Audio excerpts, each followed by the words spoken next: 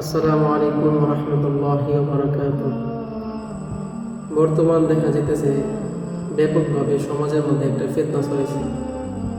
এই ফিতনাটা হয়েছে যে বিশেষ করে যুব সমাজরা তারা একটা হারাম ওয়েবসাইটের মাধ্যমে তারা টাকা আর্নিং করার চেষ্টা করতেছে।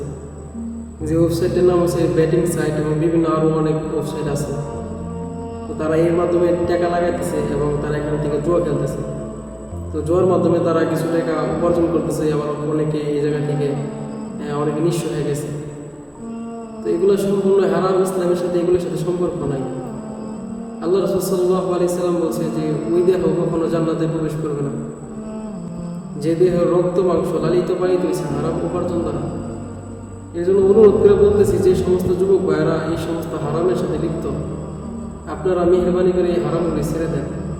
কেননা আল্লাহ তাআলা আপনার রিজিকের ফয়সালা করে রাখছে। আল্লাহ তাআলা আপনার জন্মের 50 বছর আগে।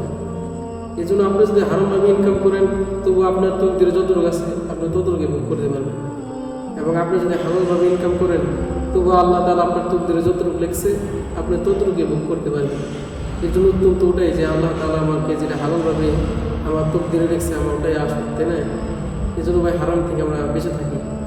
তো হারাম উপার্জন করে কখনো মানুষ জান্নাতে প্রবেশ করতে পারবে না।